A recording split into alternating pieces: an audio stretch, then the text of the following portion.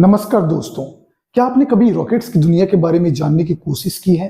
आज हम बात करेंगे रॉकेट का वो सफर के बारे में जो हमेशा के लिए एक रहस्य बना रहता है। तो चलिए इस वीडियो के माध्यम से जानते हैं।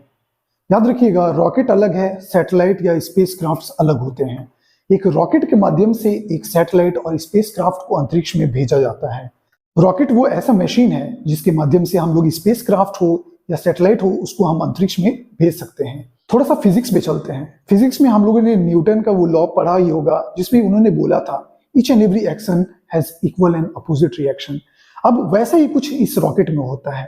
रॉकेट में एक कंबशन चैम्बर होता है। जब लिक्विड हाइड्रोजन और लिक्विड ऑक्सीजन का जब मिलन होता है तो ये इतना एनर्जी प्रोड्यूस करता है कि 11.2 किलोमीटर पर सेकेंड से रॉकेट को आगे बढ़ा सके।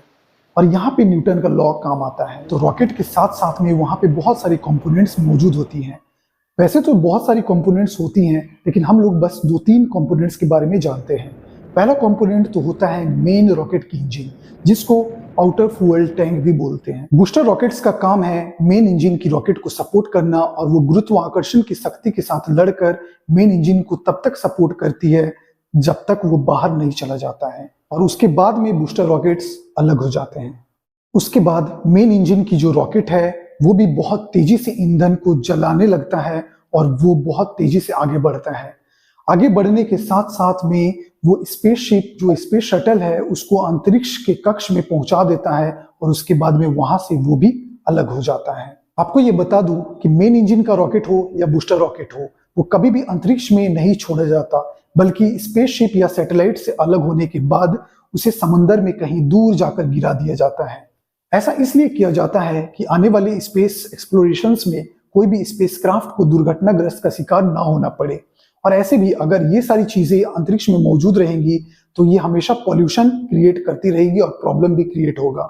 जब मेन इंजन का रॉकेट अलग हो जाता है स्पेसशिप से, तब काम शुरू होता है स्पेसशिप्स का, जिसमें हमारी जो साइंटिस्ट हैं वो बहुत सारे रिसर्च ऑपरेशंस करते हैं, बहुत सारी चीजों का अध्ययन करते हैं, और उसके बाद में जब पूरा हो जाता है वो अपना स्पेसक्राफ्ट को लेकर धरती की तरफ में रवाना होते हैं।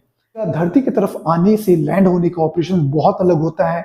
इस समय ना तो कोई रॉकेट मौजूद होता है, ना ही कोई बूस्टर रॉकेट मौजूद होता है। इस समय उन लोगों को स्पेस शटल के द्वारा ही आना पड़ता है, जिसके अंदर में मौजूद रहता है कैप्सूल। एक स्पेसशिप जब वापस धरती की तरफ आता है तो उसको बहुत सारी हीट वेव्स का अनुभव करना पड़ता है, और वो हीट वेव्स से बचाने के लिए स्पेसशिप को एक अलग सा परत के द्वारा ढका जाता है। जब धरती के एटमॉस्फेयर के अंदर में ये स्पेसशिप क्रॉस करती है, उसके बाद में इसको लैंड करने की प्रतिक्रिया चालू हो जाती है।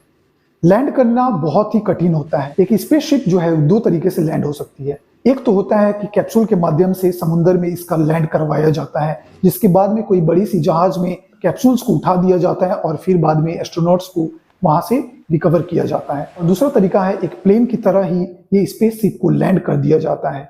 वैसे तो ये तकनीक अभी भी लर्निंग फेज में है। हाल ही में भारत ने भी इस चीज का सफल प्रशिक्षण किया है। तो आने वाले समय में हम लोग रीयूजेबल जो स्पेसक्राफ्ट्स हैं उसको डेवलप करने वाले हैं।